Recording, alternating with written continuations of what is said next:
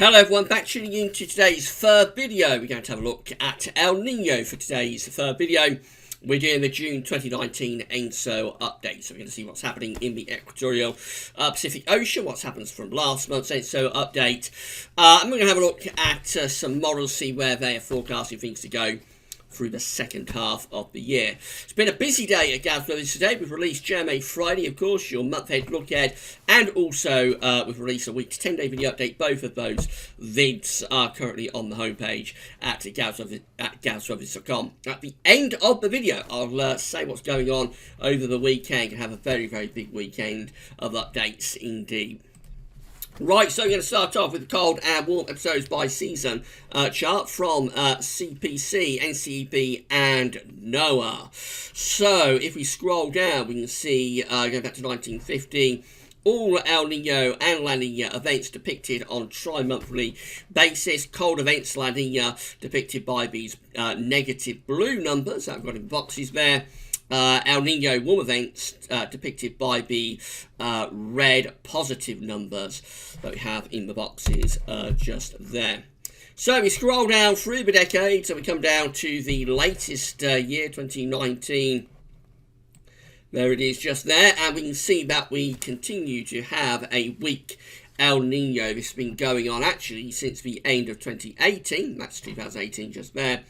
First month that reached El Nino threshold in terms of the temperature anomaly, 3-monthly period was September, October, November 2018. We're seeing these positive numbers continuing, actually with flat lines sort of at a consistent level right way since the end of last year at 0.8 degrees above average for the tri-monthly period, November, December, January. And these numbers have continued right way through to the very latest for March, April, May, for the spring of 2019. Again, coming out at 0.8 degrees. So this is weak El Nino territory. It's sort of in the borderline of being very close to ENSO neutral, but just into weak El Nino threshold.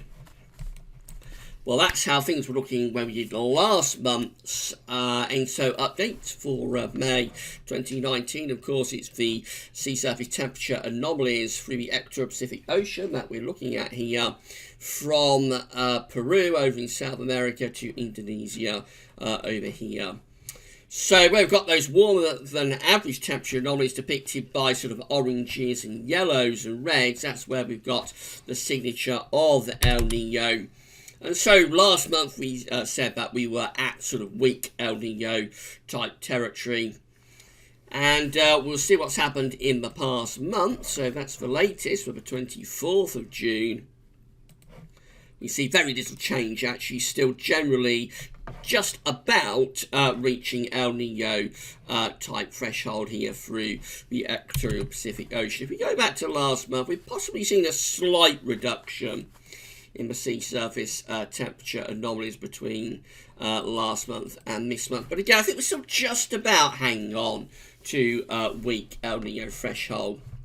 You will notice that we've got colder than average sea surface temperature anomalies starting to gather down here, close towards the coast of Chile. That's one of the areas when it goes colder than average with sea surface temperature anomalies. That's one of the areas that can go cold before a La Nina, before a cold event. Now, at the moment, it's quite a modest area of colder than average SSTs, but we do need to keep an eye on it because I think that has developed quite a bit from last month. Again, that's last month.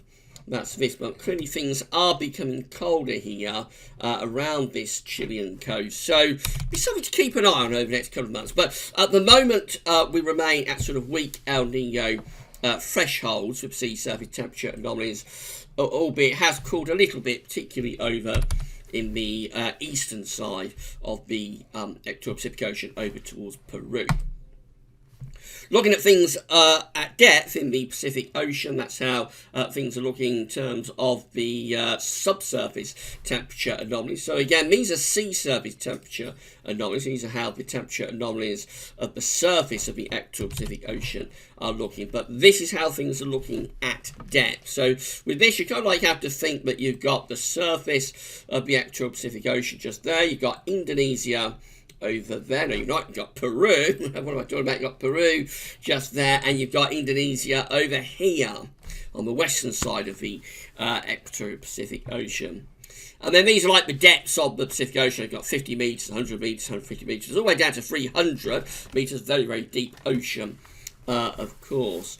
So you've got rather a strange subsurface temperature anomaly just underneath the surface of the equatorial Pacific Ocean. You've got this area of warmer than average subsurface temperature anomalies just here between around sort of 50 and 100 metres. So just underneath the surface, not very deep down, you find, particularly the central part of the equatorial Pacific Ocean, that you have got some warmer than average temperature anomalies.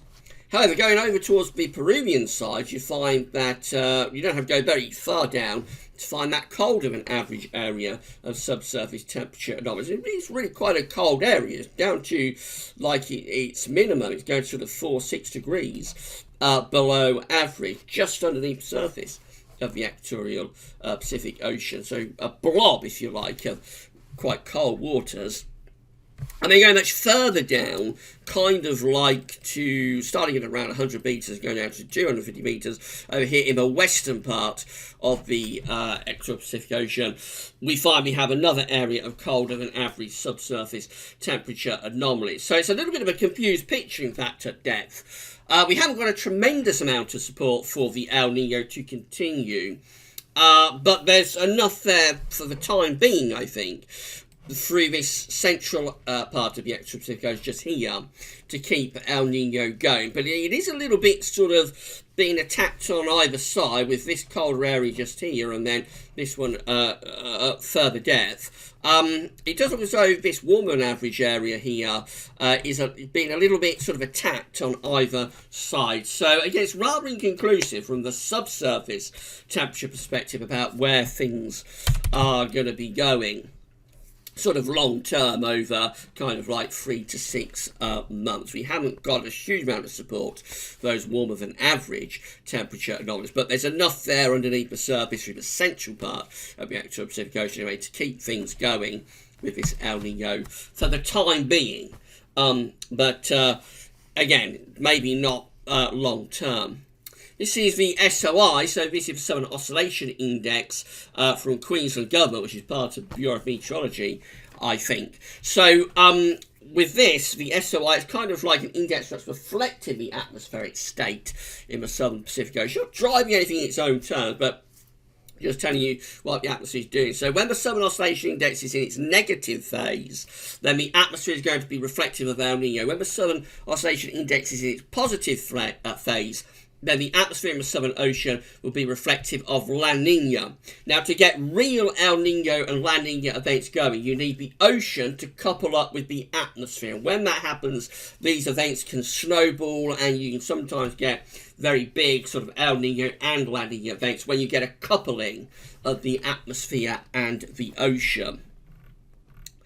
So obviously we've had a weak El Nino, so we've been seeing negativity of the SOI. If we go down to sort of the end of May, for example, we find that we've got negative numbers here, 31st of May, 3rd of May, 29th of May, all coming out with negative numbers. 4th of June, very negative at minus 17.57. Now, we did go through a more positive phase of the SOI for a few days through the second week of June. So, for example, the 11th of June there comes out at plus 19.61. That's really quite a positive number.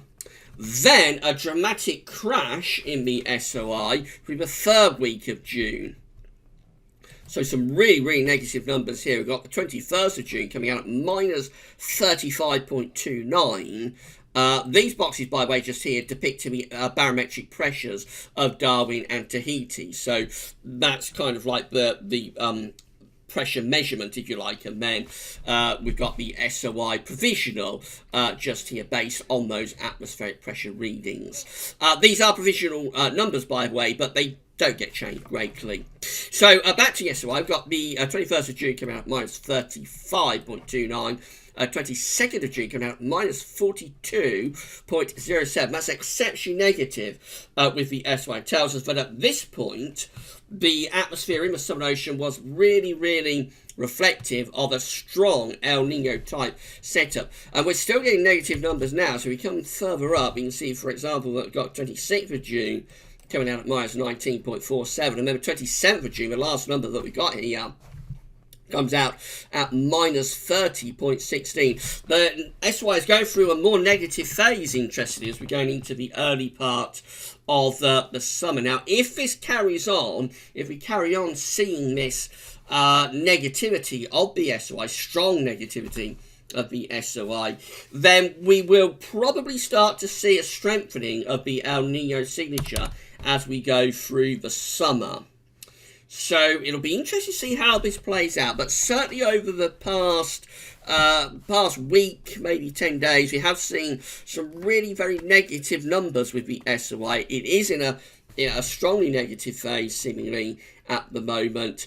Hasn't gone on all that long, so it might just be temporary, but if it was to carry on, we would see this red line, which of course is the 30-day average for the SOI. This red line would start to dip away, and we would eventually start to see strengthening of those warmer than average sea surface temperature anomalies as we go further into the summer. So this is a really, really confused scene, because we haven't got all that much in the way of warmer than average subsurface temperature anomalies. The surface, the sea surface temperature anomalies, are only ever so slightly above average, just sort of somewhere between ENSO neutral and really weak El Nino. And cold and average sea surface temperature anomalies are gathering around Chile, which can sometimes be a precursor to a cold event, to a La Nina. Yet the SOI is going through a very negative phase. So this remains a very, very confused picture about where ENSO will be going in the second half of the year. Will we carry on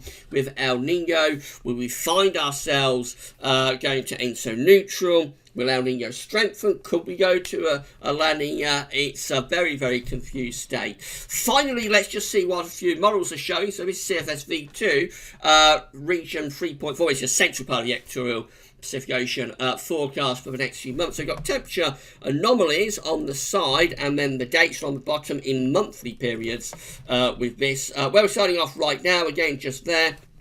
So to reach El Nino threshold, you need to be half a degree or more above average, the all-important 0.5. Of course, it's the same for La Nina, but you need to be half a degree below average down there. So, as you can see, we're somewhere between kind of like 1 degree above average and half a degree above average at the moment, just there. Probably close to half a degree above average and 1 degree. We're at weak El Nino territory, just on the borderline, really, between still being an El Nino and back to ENSO neutral. Now the black dash line is the ensemble mean. You can see that's just keeping very, very close to where we are right now, actually keeping things very close to kind of like borderline El Nino to ENSO neutral. The coloured lines are interesting because the red lines up here, they are the oldest members of the CFS ensemble plume. The blue lines are the newest members of the CFS ensemble plume. Maybe the newer members are closer to being at ENSO neutral on the warmer side. What do we think around here with some of these newer members of the CFS ensemble plume, whereas the older members were more in the sort of weak El Nino territory? But basically, CFS just wants to keep things more or less where we are right now, which is around just above ENSO neutral into really weak El Nino territory.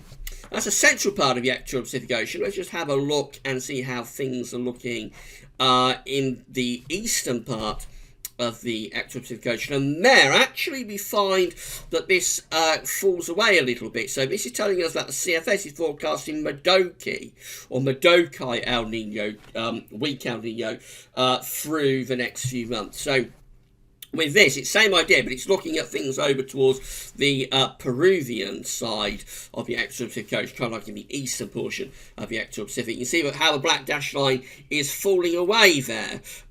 Certainly, it's at ENSO neutral right now, and it actually goes a little bit cooler than average there over the next few months. That's October, for example, there, that's January 2020. So it looks like CFSV2 is forecasting things to stay cooler in the eastern part of the Equatorial Pacific Ocean. So let's go back here. That's the eastern part of the Equatorial Pacific Ocean, just there. CFS is forecasting things to be cooler there, and then warmer just there through the central part. That's what we call a Modoki or a Modokai El Nino, a central based or a central western based El Nino. Albeit, even that is only very, very weak, though. Even in through that central part of the Equatorial Pacific Ocean, it is only just about reaching El Nino threshold. That's how the ECMWF is forecasting things. So again, same idea. Got the temperature anomalies on the side. The dates are on the bottom. You can see that from the warmest to the coldest ensemble members by the end of the year, that's the range that we've got. So these ones are into weak La Nina territory. These few up here are into strong El Nino territory, but they're outliers within the plume. The broad thrust of the ECM ensemble plume is around here. So again, that's just keeping things at sort of ENSO neutral to borderline weak El Nino. That's where we're starting off at right now, on that border between El Nino and ENSO neutral on the warm side. And very little deviation from that actually through to the end of the year. That's October, November, December. And if we exclude the outliers, the cold outliers down here, the warm outliers up here, most of these members of the ECM ensemble plume are in that sort of territory, which again is kind of like ENSO neutral to borderline weak El Nino. And then finally we've got Jamstec, and that too is keeping things at this sort of range as we go through the second half of the year. So again, temperature anomalies on the side, dates are on the bottom, starting off around there. So that's the all-important 0.5 degrees above average. It's 1 degree above average. So the red line is the ensemble mean, and again that's just keeping things on that border between ENSO neutral just there and weak El Nino. So I mean, we're just on the threshold of El Nino right now. If these models are correct, through to the end of the year, we can expect very little deviation from where we are right now, which is kind of like on that border between ENSO neutral on the warm side and weak El Nino. This does look like it is at the moment a weak Modoki El Nino.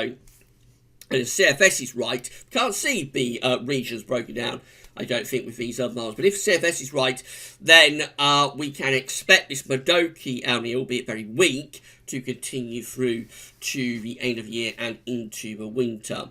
Modoki El Ninos can lead to significantly colder winters than North America. Sometimes they can coincide with colder winters in the UK and Europe as well. However, this is such a weak Modoki El Nino that I don't think it would have much effects on the weather in the UK. Europe could possibly have an effect on America because they're right next door to the Pacific Ocean, of course, but we're a very, very long way away from the Pacific Ocean. So I don't think, because it's such a weak Modoki El Nino, we will see much effect. But it's possible this will power up. Remember, we're seeing that crash in the SOI at the moment. So if that was to go carry on, that was to go on for a while, then we would see the El Nino sort of strengthening. So it's a confused picture, but at the moment the models want to keep us on the border between Modoki, El Nino and ENSO neutral. That's where things are right now, and that's where the models want to keep it going through the rest of the summer into the autumn and even to the end of the year into the winter of 2019-2020. Right, so that's what you're up to date with ENSO. We'll be doing another ENSO update, of course, next month in July. That'll be the penultimate one. The final ENSO update for this year will be in August, and then we sort of leave them off because we include ENSO within the winter updates that we begin in September. So we'll just be repeating ourselves, if you like, if we was to do an ENSO update with winter updates, because we cover all of this every week throughout the whole of the autumn in the winter updates. So only a couple more of these ENSO updates for this year, but the next one will be with you next month. Now, the weekend, tomorrow, Saturday, we've got the weekend forecast coming up. We'll also have your week to 10-day video update as well as usual, but we'll be starting off with the first seasonal model roundup for the autumn of 2019. We're getting something like 13 long-range models, 12, 13 long-range models together. We're going to see what they're all showing for the autumn for the first time. So that's tomorrow. Then on Sunday, really, really interesting day, the winter 2019-2020 NAO forecast is going to be released at 10 a.m. on Sunday morning. I know a lot of you are waiting for this. Yes, it will be released on Sunday, last day of June. We'll have that NAO forecast, and then in the afternoon we're going to have a live chat about it on the YouTube channel. So I'll be taking some of your questions, and we'll have a little chat about the NAO forecast at 5 o'clock on Sunday afternoon, live on Gavsworthy's YouTube channel. And I think we'll probably do Gavsworthy's Sunday roundup in between. Not sure whether I'll have time, but I think we may do. So, really, really busy weekend of updates coming up. Do keep checking back for all of them. But that's all for now, and thanks for watching.